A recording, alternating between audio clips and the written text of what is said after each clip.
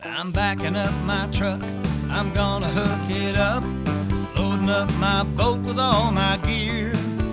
I've been working hard all week, trying to make ends meet, spending time wishing I was fishing. Well, Terry Wickstrom wants to take you fishing. Gather up your gear and come along. Well, Terry Wickstrom wants to take you fishing. This is Terry Wickstrom. Join Karen Cullum, Greg Plaggio, and me as we take you to some of our favorite fishing spots from Colorado to Minnesota, the Arctic Circle to Central America and beyond. As we revisit episodes of Mountain States Fishing and Angling Adventures Television on the best of fishing with Terry Wickstrom. We're out here today on Carter Lake. Now, for those of you that aren't familiar with Carter Lake's about an hour north of Denver. It's a little bit west of Loveland, Colorado, and I'm Chad LaChance, and I'm sitting in today for Terry Wickstrom, the usual host of Mountain States Fishing here, and he's off chasing fish somewhere else and left the reins to me, which I appreciate.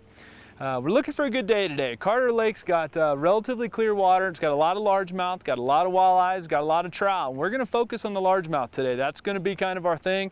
That's my personal thing, so that's what we're going to go do. We'll probably catch some walleyes as well. Now, it's late June, okay, which means in Carter Lake, this lake's 180 feet deep. So late June means the fish could be anywhere from pre-spawn to post-spawn.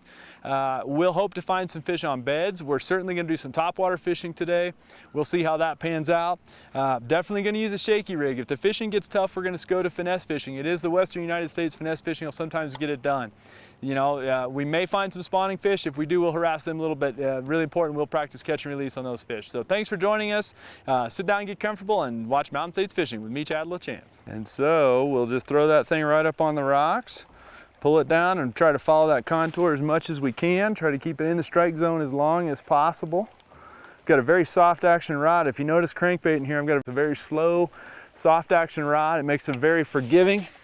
Makes a little bit different casting presentation. You got to load the rod a little different when you cast it, but it makes the rod very forgiving so that you don't pull those little treble hooks out of those bass when they get that thing. So that's one important aspect. Between that and the fluorocarbon, that's a real good combination. I've got a little bit slower speed reel on this rod than I do on some of these other rods here, and the reason we have that is the crankbait takes a little bit more power to pull it, and you don't want to pull it too fast. So a little bit slower speed reel will definitely keep you a little bit disciplined when you don't have the discipline to reel it slow enough yourself, which often can be the problem with me for sure. Is I get in a hurry and want to keep fishing. We all do it, particularly when you're not catching them, and so it's really important at times to just slow down and let that crankbait do what it's designed to do. Most crankbaits have a speed that they'll work the best at, and I judge that by the feel of the crankbait and what the rod tip's doing. If I can keep that rod tip thumping without thumping too hard, then I know I'm in the ballpark. So that's what we're going to do here for a little bit on the wind. If you look behind me there, we've got a bank. It's got a bunch of mud on it. We may change colors of crankbaits there because of the watercolor. In the clear water here, I like the real nice white, little shad, false eye on that. But when we get down on the bank here where the water's off color, that white may not show up quite so well, and we may put a darker color. Generally for me, it's going to be a crawdad color like a red or a dark orange, something along those lines once I get down in that mud line. May even switch to a crankbait with a more distinct wiggle to it. For now, we're going to work on down this dam with this one and see what happens. Got a little breeze, got a little rock dam here. That spells crankbait. When you're talking about western reservoirs, you get a rock dam like this with some wind blowing on it, you can bet that a crankbait is a way to catch a bass in Colorado. Now, this is probably an average bass. I would expect to catch these today. Happy to have him so far this morning as we get rolling here. But welcome to Carter Lake, and that's a respectable little largemouth for Colorado. And we'll hopefully catch a bunch more of these as the day wears on. Be careful of the treble hooks. Pretty little guy right there though, and we'll go ahead and put him back. These are very slow growers in Colorado lakes. Fish like that take several years to get that size, so really important to practice catch and release. And real basic setup. We got 12-pound Berkeley fluorocarbon right there, little deep diving crankbait. We've got a riprap dam here with the wind blowing on it. Great way to catch them. We'll see if we can catch another one. And that cast got bit when I switched directions and came run the lure the other way, running the lure into the wind as opposed to downwind, and sometimes paying attention can make a difference of getting more bites when you figure out that the fish will bite in or away from the wind. Generally I like to fish into the wind for boat control, but wind's laying down a little bit on us here, and we may have to switch to something else if it lays down flat. But for now, as long as we got a breeze always spells either a crankbait or a lipless crankbait for me.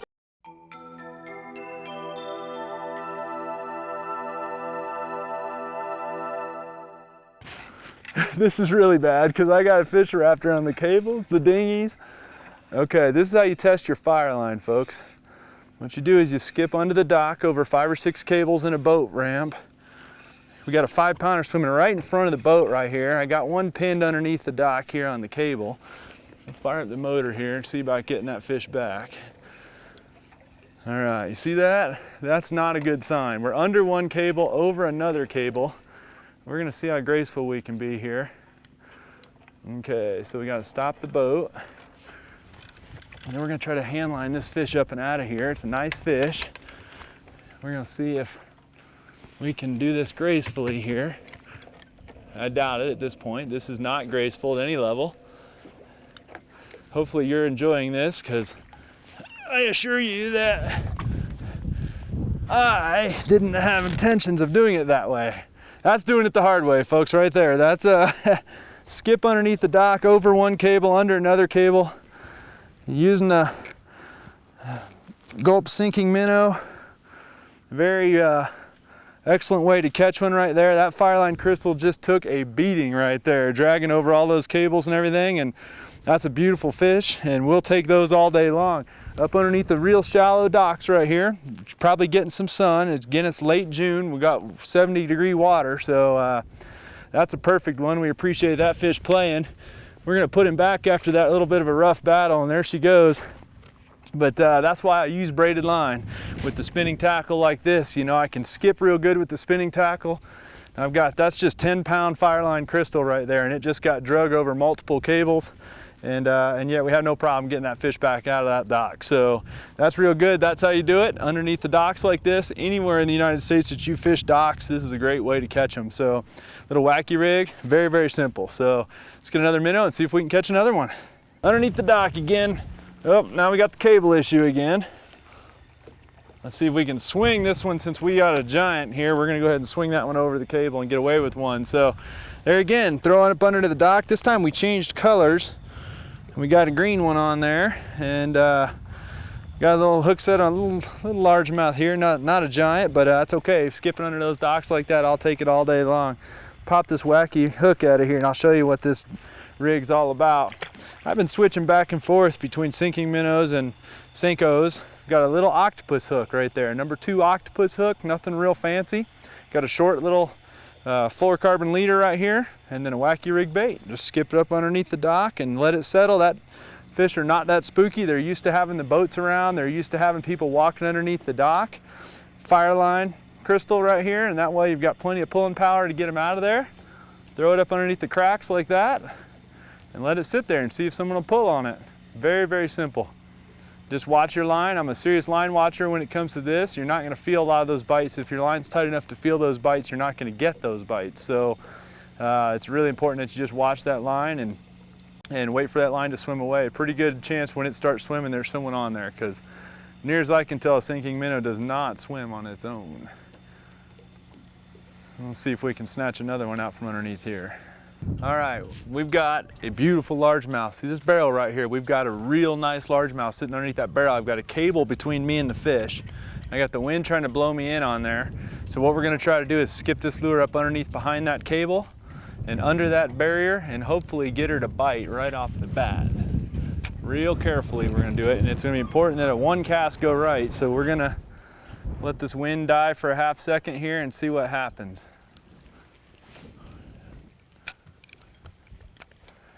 And got her right off the bat. And she's gonna come out from under that cable. Come on, baby, come over the cable. Pressure, come over the cable, baby, come over the cable. All right, we got her out in open water. Now we can relax.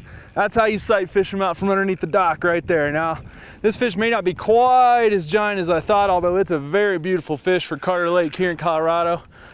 This leader and rig's been tested quite a bit, so We're gonna go a little bit easier now that we got her out from under the cable. This fish is very, this fish is very fired up now. It's living shallow and we got real warm water here. So we're gonna bring her on up here and see what happens. Oh, we got her all wrapped up in the line now. So we're gonna try to be careful about how we lip her. And we got her. That's what I'm talking about right there. Perfect hook set right in the corner of the mouth. Let me get that out of there and we'll get a hold of this fish. That's what we're talking about, Carter Lake right there. Carter Lake, Colorado. Who says Colorado doesn't have real largemouth bass? We could see that fish before we skipped underneath there. Made the right cast and got her to bite right off the bat. So you can expect to catch them like that here. They're around. You just got to put your time in. You got to be very good at execution. People ask me all the time, let me get her back in the drink here. She's probably tired after bulldogging around. One more kiss for good luck. Don't tell my wife I did that. But seriously, yeah, you know, if you put your time in and you learn to execute, the whole point and the whole way to catch that fish is to be able to get that lure in that spot. If you can get the lure in the spot, you can catch them. It's really not that hard. But I tell people, they ask me as a guide all the time, how can I get better? I say learn to present your bait. If you present your bait very effectively, very accurately, and with line control, you're gonna catch those fish just like that, folks. All right, let's get re-rigged. I'm shaking. I'm not supposed to be shaking, but let me get re-rigged and see if we can find another one.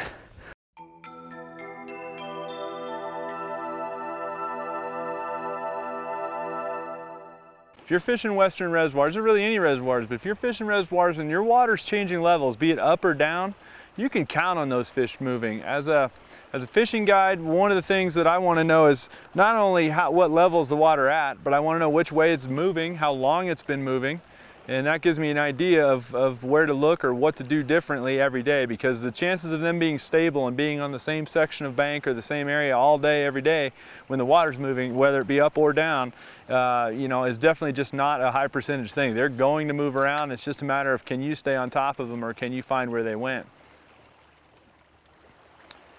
The book will tell you that rising water will push fish shallow. And that's absolutely true, but I don't think that arbitrarily does falling water push them deep necessarily, as long as they have immediate access to deep water. I'm fishing very shallow right now, but we're in 23 feet of water. And you know, when you get that much water underneath the boat, their bass have plenty of confidence to be up in 3, 4, 5 inches of water. Now I just happened to mark a bunch of walleyes just now on my depth finder here. My LaChance is saying drop it straight down, and when my LaChance says that, I usually try it at least. And the walleyes haven't been super cooperative today, but we're gonna see if we can get one of these guys to bite. Now they're 20 feet, 22, 23 feet down, so it's just a whole different story. But I am confident that this is a good rig to catch them with, and it probably illustrates that the same fish that are feeding up here on the bank, more along the lines of the largemouth would do, the walleyes would be on the similar bank just out deeper doing what walleyes do. If we can get one of these to bite, we'll be doing good here. All right. Oh, maybe not as big as he looked, but we got one here. The wind's starting to come up on us. We're just ahead of the storm. May not be, oh, we got us a walleye here. Finally got a little variety pack for the day. He's not as big as he felt when I first set the hook. Got him under the chin. And it just goes to show you, it's the same little shaky worm we've been talking about. Now, he's no giant, but it just goes to show you that that presentation will get bites from a variety of different fish. And we'll go ahead and put that one back, and hopefully he'll grow up and turn into something we can put in the fry daddy one of these days. But same presentation, not doing anything different, just different species of fish. You know, most of our fish that we've caught today, or a lot of our fish anyway that we've caught today, have been on the little shaky head. If you're a bass fisherman, it's a shaky head. If you're a walleye fisherman, it's a jig worm. But bottom line, it's a straight tail worm. You know, I've showed it to you before. It's a straight tail worm on an 1/8 ounce jig head, 6-pound fluorocarbon line, medium action spinning rod. Very, very simple rig all the way around. The key to it is the fact that you don't want to move it a lot. The whole point is to make a real easy meal out of it. So I throw it out, I let it sit on the bottom, it gets all the way to the bottom, and then I just shake it. It's important to have a fast tip on the rod so that you can just shake the bait very gently. I'm not trying to cover a lot of ground with it. I'm not trying to, you know, to use it as a search bait. I'm trying to put it in front of fish, leave it there and shake it, you know, and I prefer to use the Gulp products for this particular presentation because I like the smell.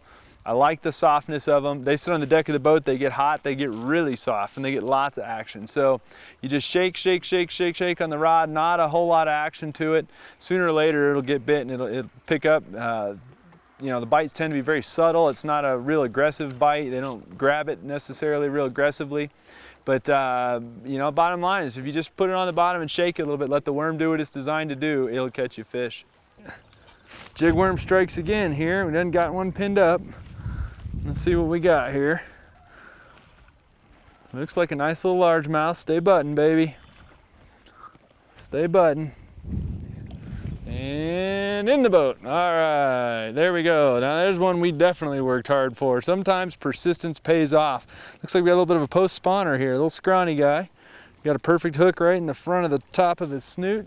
Little jig worm strikes again. When fishing gets really tough and you gotta catch a fish, there's a whole lot of pros that'll tell you that a little jig, 6-inch long worm, gulp product like that will catch you a fish. And he's no giant, but I'll tell you, I'm very glad to have him right this minute. We'll put him back and let him go tell his buddies that we play nice. And hopefully we'll find some more of them that way. But you know, it just goes to show you that sometimes you just gotta be persistent. Keep your head down, keep focusing. Lost a giant a little bit ago, and that has a tendency to sometimes get your concentration taken, but bottom line is you just can't let it get to you. You just got to keep fishing when they aren't necessarily biting, and sooner or later somebody will bite again. You know, I go to a bait that I have confidence in when the bite's really slow. For me, a jig head with a worm on it like that's a good way to do it, and just pick up the bait you're most confident in that's in the ballpark for your conditions and go from there. So that's what we did. We got another one. We're happy to have it. Oh, he's ticked. Oh, he can go into the dock. I got to lean on this one. Now I'm gonna land him up here on the front here. Hang tight 1 sec. That's a nice one. Time out. Let me get a hold of him here. Oh, come here, fish. Got him. And get him unhooked here and I'll pop him up. How about that one? We had to work for that one right there. You know what we did is we upsized our lure substantially. We've been throwing this jig down there and I put a gigantic gulp sinking minnow on there, and then we upsized that lure and we made that lure a legitimate concern for that fish, and we're able to put him in the boat. That's a solid. Now folks, this is the male. You ought to see the female that's roaming right here. We're gonna get him back in right quick. You can see his tail's all fanned out. So we'll get him back in the lake. You know that, woo! I guess that's catch and release for you. You know, the funny thing is it's very end of June here in Colorado, and we still got fish that are trying to do their business. So we like to get those fish back in the lake as soon as possible. But that was a very, very good quality male fish in this lake. Those are the genetics that you definitely want to have in here. You know, over the course of today, we hooked one at the other end of the lake that was probably 7 pounds. It came up and spit us out. We got one pushing 5 over here, and that fish right there just goes to show you there's really some quality bass in Colorado. If you're willing to put your time in, you can get them. You know, it took a little while to catch that fish, but it's worth it. So again, the great big bait. Got a little amino acid there from the gulp, and just put it on there and harass them with it. Sooner or later, you're going to get them to bite. So just got to stick with it.